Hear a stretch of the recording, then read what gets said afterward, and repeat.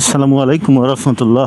16ই December বিজয় দিবসের শুভেচ্ছা সবাইকে। আর দীর্ঘ 9 মাস যুদ্ধের পর এবং 25 লক্ষ মা বোনের ইজ্জতের বিনিময়ে অর্জিত আমাদের এই দেশ। সবচেয়ে বড় কথা, স্বাধীনতা অর্জনের চেয়ে স্বাধীনতা রক্ষা করাটা বেশি। এটা আসলে এখন এর মর্মার্থটা বুঝি, কারণ স্বাধীনতার এই 42-43 বছর পরেও আজকে কিন্তু আমাদের দেশ থেকে দুর্নীতি নামক শব্দটা দূর হয় নাই, বরঞ্চ আরো বেশি বেড়ে গেছে। তো যতদিন এই দুর্নীতি, অপসংস্কৃতি, হত্যা, গুম, রাহাজানি এবং মন গড়া রাজনীতি বাদ যাবে, ততদিন আসলে স্বাধীনতার যেই আসলে অর্জনটা, এটা আসলে আমাদের হবে না। সো স্বাধীনতা অর্জনের চেয়ে আসলে রক্ষা করাটাই বেশি কঠিন। স্বাধীনতা রক্ষা করতে গেলে মানুষের আত্মত্যাগের মূল্য, তাদের রক্তের মূল্য, তাদের ইজ্জতের মূল্য দিয়ে দেশের তরে কাজ করতে হবে। কিন্তু বর্তমান দেশের যে অবস্থা, এখানে শুধু আত্মকেন্দ্রিক, নিজে কিভাবে সফল হবে, সম্পদের পাহাড় গড়বে, নিজের ফ্যামিলিকে, পরিবারকে কিভাবে ভালো রাখবে, এটাই হচ্ছে বর্তমান রাজনীতির মূল মন্ত্র। কিন্তু দেশ গড়ার কারিগর আর কেউ নেই, সেটা হোক বিএনপি, হোক আওয়ামী লীগ। বাংলাদেশের বর্তমানে একটা মাত্রই দল যে এখনো ক্ষমতায় আসেনি এবং তারা আসলে, তাদেরকে দেখার সুযোগ হয়নি যে তারা আসলে দুর্নীতিগ্রস্ত, ঘুষখোর রাজনীতিবিদ, নাকি আসলে প্রকৃতপক্ষেই তারা দেশের তরে কাজ করতে চায়। সেটা হলো জামাত ইসলামী বাংলাদেশ। যদিও বিভিন্ন জরিপ বলতেছে এবার যে 2026-এর যে নির্বাচনে এখানে জামাতের সরকার গঠনের প্রভাব সবচেয়ে বেশি, এটা হচ্ছে সাধারণ জনমত। কিন্তু এই যে প্রথম আলোর মতো কিছু পত্রপত্রিকা তাদের মন গড়া জরিপ করে, যেখানে দেখা যায় না আবার বিএনপি আছে, কিন্তু যখন এই যে মিডিয়াতে দেখা যায় যে বিভিন্ন ছোট ছোট ব্লগাররা, নিউজ চ্যানেলগুলো, তারা যখন প্রত্যন্ত গ্রামে গিয়ে সাধারণ মানুষের মুখে শুনে যে এবারের নির্বাচনে কাকে ভোট দিবেন, কাকে পছন্দ করেন, সবার একটাই কথা, দাঁড়িপাল্লা। কেউ কিন্তু জামাত বলে না। হ্যাঁ, জামাত বলে তখনই বলে যখন দেখে যে বলে যে আপনার কেন্দ্রে তো জামাতের কোনো ক্যান্ডিডেট নাই, সেই ক্ষেত্রে বলে সেই ক্ষেত্রে বিএনপি। সো এই মতাদর্শের উপরে ভিত্তি করেই কিন্তু বোঝা যায় যে আসলে বাংলাদেশের জামাতের জনপ্রিয়তা আসলে এই ফ্যাসিস্ট সরকারের পরিবর্তনের ফলে অনেকাংশেই বেড়ে গেছে। তারা আসলে, মানুষ বুঝে যে আসলে জামাতকেও দেখেছি, বিএনপিকেও দেখেছি বিগত সময়ে, আওয়ামী লীগকেও দেখেছি, এখন বাকি আছে শুধু জামাতকে। তো এরা আসলে এটাই চায় যে এবার এই জামাতটাই আসুক, তারা দেশটাকে পরিচালনার দায়ভার গ্রহণ করুক। হাদির মতো একজন ভালো এবং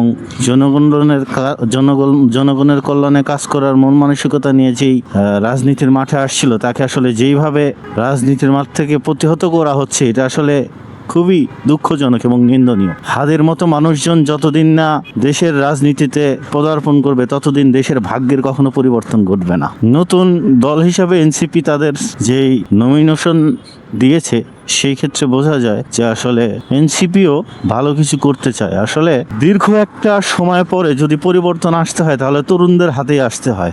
আর এই দায়িত্বটা তরুণরা নিয়েছে। কিন্তু কিছু বিবেকহীন মানুষ এবং যাদের কি বলবো, মনুষ্যত্বহীন, বিবেকহীন এবং অন্তরাত্মা কানা যাদের রাজনীতির প্রকটে, তারা ছাড়া আসলে এরকম বিকৃত মন মানসিকতার বক্তব্য দেওয়ার মতো রাখে না। যেমন বিএনপিকে ভোট না দিলে যদি জামাতে ভোট দেয়, তাহলে তাদেরকে দেখে ছেড়ে দেবো যে আসলে তারা কিভাবে চলাফেরা করে। এই যে এরকম যে বিএনপির কিছু প্রার্থী, এদেরকে দেখলেই বোঝা যায় যে আসলে এদের মন মানসিকতা কোথায় গিয়ে দাঁড়াইছে। দলাদলি করবে, একজনের একটা দল ভালো লাগতেই পারে আর একজনের লাগবে না, তাই বলে তুমি ওই দল সাপোর্ট করবা, তুমি ওই দলকে ভোট দিবা, এর কারণে তার উপরে যে অত্যাচারের খড়গ নেমে আসবে, এরকমটা তো আসলে হওয়ার কথা না। রাজনীতি তো এটা না।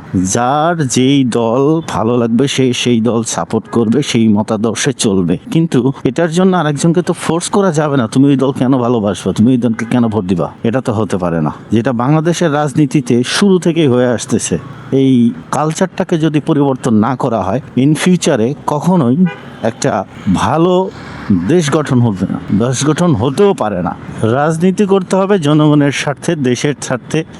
একজন রাজনৈতিক, যেমন বর্তমান সময়ের খুবই আলোচিত একটা নাম, যেটা জনগণের মনে গিয়ে দাগ কাটছে, যার আচার ব্যবহার কথাবার্তা, সে হলো শিশির মনির, জামাত ইসলামের। রাজনীতি করতে গেলে আগে জনগণের কথা ভাবতে হবে। কারণ একটা মানুষের সম্পদ কয়টা দরকার? ঢাকা শহরে বাড়ি একটা দুইটা, এর বেশি তো না। কিন্তু বিগত সময়ে যে আমাদের রাজনৈতিক ব্যক্তিগুলো ছিল, তাদের আসলে শত শত বাড়ি ছিল। এরা এত বাড়িতে যদি একটা করে অঙ্গ রাখা হয়, তাও তাদের বাড়ির বেঁচে যাবে, অঙ্গ শর্ট পড়ে যাবে, এরকম একটা অবস্থা। তো এইটা তো রাজনীতি হতে পারে না। আওয়ামী লীগের পরে বিএনপি সবচেয়ে বৃহৎ দল, এটা মানতেই হয়। কিন্তু তাই বলেই বিএনপি সরকার গঠন করবে, এটা যদি বিএনপি ভেবে থাকে এবার, মনে হয় তারা ভুল করবে। এবং যদি তারা প্রতিপক্ষকে দুর্বল মনে করে, কারণ যদি সঠিক পদ্ধতিতে নির্বাচন হয় আর যদি জনগণ চায়, তো বিএনপি কোনো অবস্থাতেই আসতে পারবে না ক্ষমতায়, এটা শতভাগ নিশ্চিত। বাংলাদেশের রাজনীতি বর্তমানে এটা হচ্ছে পেটনীতি।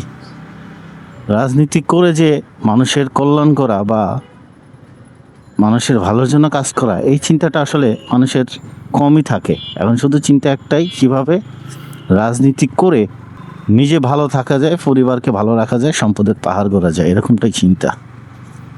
যদি তাই না হবে, একটা নমিনেশন নিতে দলীয় থেকে, দল থেকে তারা কোটি কোটি টাকা ঘুষ দেয়, শুধু যে আমি 10 কোটি টাকা দিচ্ছি বা 5 কোটি টাকা দিচ্ছি, আমাকে নমিনেশন দাও। এই নমিনেশন নিচ্ছে কেন? জনগণের সেবা করার জন্য। জনগণের সেবা করার জন্য এই 10 কোটি টাকা দেওয়ার কি আছে?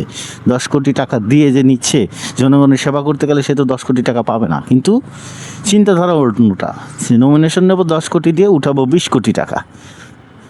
এই চিন্তাধারা থেকে আমাদেরকে বের হয়ে আসতে হবে। নির্বাচন নিয়ে কথা বলতে গেলে তো আসলে, রাজনীতি নিয়ে কথা বলতে গেলে আসলে মানুষের কাছে, যদি জামাতের সাপোর্ট করি তাহলে বিএনপির কাছে খারাপ, আওয়ামী লীগের কাছে খারাপ। আবার যদি বিএনপির সাপোর্ট করি, জামাতের কাছে খারাপ, আওয়ামী লীগের কাছে। তো যাক, এইটা নিয়ে আসলে কথা বলাটা উচিত না। হঠাৎ করে আজকে চলে আসলো স্বাধীনতার বিষয় নিয়ে কথা বলতে গিয়ে। তবে এতটুকু সত্যি যে নিজের বিবেক বুদ্ধিকে যদি জাগ্রত করে মানুষ, ততক্ষণ দেশ, জাতি তথা নিজেরও আত্মোন্নতি হবে না। এই যে সম্পদের পাহাড় গড়ে যারা আওয়ামী লীগের লোকজন চলাফেরা করছে এই সময়, তারা আজকে কোথায়? তারা বাবার জানাজায় আসতে পারতেছে না, বাবাকে দেখতে পারতেছে না, মায়াকে দেখতে পারতেছে না। এই সম্পদ আজকে, এই যে এত মানুষকে অত্যাচার করছে, এত মানুষকে গুম করছে, এটার কি বিচার হবে না? মৃত্যু বলে একটা কথা আছে, যদি কারোর এই মৃত্যু ভয় থাকে এবং এই চিন্তা থাকে যে মৃত্যুর পরের যে জগৎটা এটা অনন্ত অসীম, যার কোনো শেষ নাই, এই চিন্তা যার থাকবে, সে আসলে এতটা ঘৃণিত কাজ কখনোই করতে পারবে না। সো এই চিন্তাটা রাখতে হবে মাথায়, তা না হলে আপনি মানুষ থাকবেন না সেই সময়। বলা যায় না যে মানুষ যদি খারাপ হয়, সে পশুর থেকে নিকৃষ্ট হয়ে যায়। এটা আদতেই সত্য কথা। কারণ একটা মানুষ যখন খারাপ হয়, তখন এমন কোনো কাজ নাই সে করতে পারে না। কালকেও একটা নিউজ দেখলাম, স্ত্রীকে হত্যা করতে গেছে এক হাজব্যান্ড, নেশাখোর, এবং সে পুলিশের তাৎক্ষণিক এলাকার লোকজনের হাতে ধরা পড়ছে এবং পুলিশে দিছে তখন।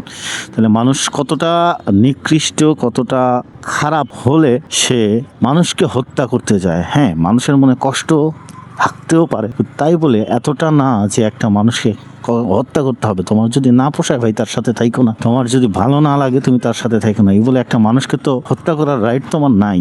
তোমার ওয়াইফ, ঠিক আছে, তোমাকে কষ্ট দিছে, তোমার ভালো লাগে না, তুমি চলে যাও, কিন্তু তুমি তো তাকে হত্যা করতে পারো না। কিন্তু এরকম নিকৃষ্ট কাজও মানুষ করতেছে। সো এটা থেকে বোঝা যায় যে আসলে মানুষের চিন্তা করতে হবে, যে এখানে দেখা যাবে যে আমার এইখানে চলছে না, আমাকে মানুষ মূল্যায়ন করতেছে না, আমার সাথে মানুষ খারাপ ব্যবহার করছে, তাহলে সেই স্থান ত্যাগ করতে হবে। এটাই সমাধান। এইটা সমাধান না যে যার সাথে আপনার পড়তেছে না তাকে আপনি শেষ করে, তাকে আপনি মেরে বা তাকে আপনি শুধরায়া আপনার রাস্তায় নিয়ে আসবেন। এটা কখনো সমাধান হতে পারে না। আপনার নীতিতে, আপনার চালচলনে একজনের সাথে আরেকজনের নাই পড়তে পারে, কিন্তু এই জন্য তো আপনি তাকে মারতে পারেন না। আপনি সেই স্থান ত্যাগ করে আরেকজনের কাছে যাবেন। এটাই হচ্ছে সঠিক সমাধান। যাক, বক অনেক করছি, আজকের মতো এই পর্যন্তই। চলে আসছি আমার পার্কিং। আল্লাহ হাফেজ।